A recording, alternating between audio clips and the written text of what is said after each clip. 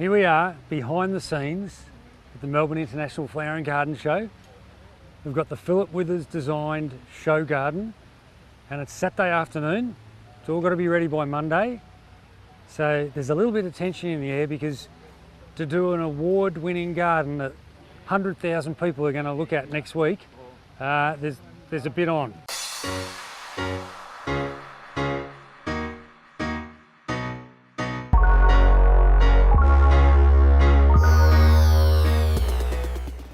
The game is on. There's 7 other show gardens. Now's the time to perform. Now's the time. 15 people have all got to work together and pull this off. Let's see how Phil's going. Phil, how's it going for you?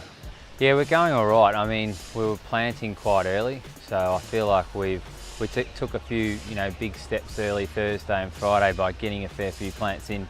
Now, hopefully, by the end of the day, we'll be looking, quite pretty in that regard. So, in terms of timing, feeling quite all right. Obviously, there's a lot of pressure, but yeah, all good.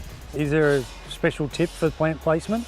I think just, obviously step back and make sure you have a look. People can rush it, especially in these sort of shows. Like, time obviously is the precedence.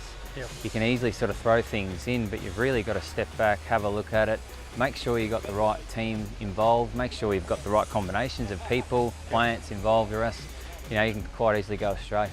What's your biggest concern? I think, especially sort of facing out north, we've got a few things to think about. Obviously, well, the possums, there's a lot of things. There's also the sun. Like, we've got to make sure our flowers look tip top, because if, come Tuesday afternoon and our flowers are drooping, we haven't watered them or we've let the sun hit them. Well, here's your plan, Phil. How much of this are we sticking to? I think we make sure that we get all the structural elements in terms of, all the trees are obviously placed as per plan, even some of those taller shrubs. We really get that structure right, and hence why we plan it out to the nth degree. We do look at it, I look at it to trigger my memory on a lot of things, and so will Dan. But, overall, we'll go towards the end and get a little bit freehand, or else it becomes, you get a bit lost in it. Simply, it's a big garden. Pretty hard work while we're here. Like, it's 10 days and all the guys are flat out, but it's very rewarding. We're here at 7 every morning. We usually leave at 6 or 7 at night. So they're pretty long days, but it's rewarding. You get to check out what all the other landscapers are doing, which is good. It's a good chance to showcase your skills. In an environment like this, it's pretty cool. I really feel proud of these guys. They've given their lives up for the last 10 days and there's still a fair bit to go. This is absolute dedication. There's no football, there's no Grand Prix. They're staying here and working from dawn till dusk. We might just go down now and have a look at what else is going on with the other stands. So let's go.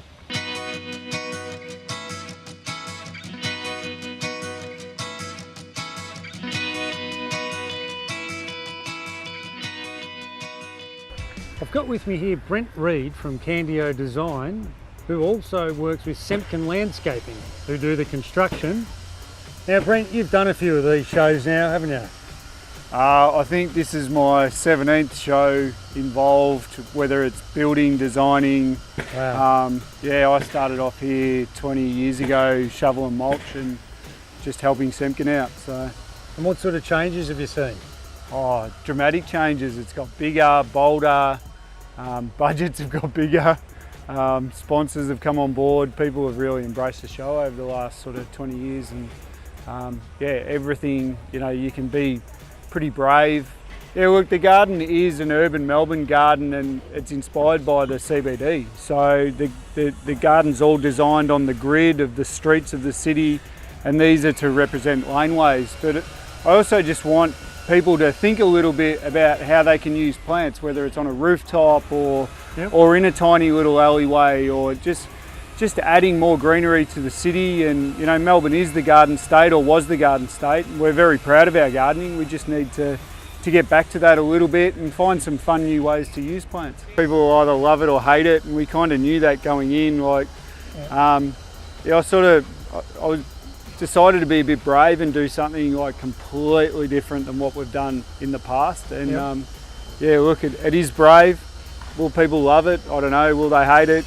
I don't know. I'm sure there'll be some people going both ways, but I love it. I'm passionate about it. I'm not the only person that's poured my heart and soul into this. You know, everybody that's working here is bleeding for this garden. You know, there's guys been working for 2-3 weeks beforehand building these planter boxes. So A, you've got to respect them and you've got to really care for that, and B, just getting them built off site so we can come in, bring them in, drop them in, and then start building a garden around it.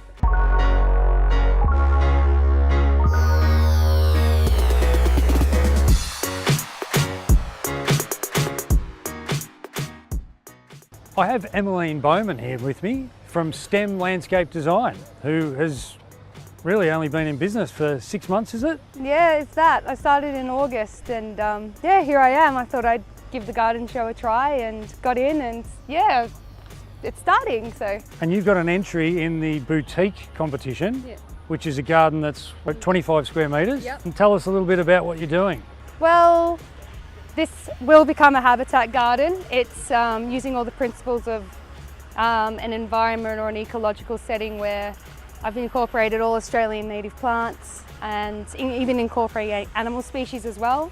So it's about sort of a conservation effort, looking into Australian native plants and bringing them all together and having it a space for humans to sort of, I don't know, be in it as well. Okay, now you've got lots of things to do. There's only 3 days before judging. Yeah. How do you think you're going? You on track? It's the pond that's taking me ages. The pond, the pond, water feature. The water feature Of is course. taking me ages. But hey, it's worth it. It is worth it. There's still a lot of tweaking and I still got to do the vertical wall units as well. But I mean, that's the garden show. You're gonna highs and lows. Hey, I love the finish on the timber and also on the decking. Can you tell us a bit about those? It's just a stain and then a cerusing paint over the top, and then I put a stain. So it's looks incredible. fantastic. And you can see, like, that was it originally, Wow, and that's it turned old. So wow. What have you learnt from doing a garden like this? attention to detail. Detail is a big thing. And being very, very organised. Organisation, every day have a set of rules and try and get them done. And if you don't get them done the next day, try your hardest to get it done the next day as quick as you can and then get back on track. I hope you've enjoyed our behind the scenes look at the Melbourne International Flower and Garden Show. It starts on Wednesday. That's when the real action begins, 29th of March till the 2nd of April. Hope to see you there.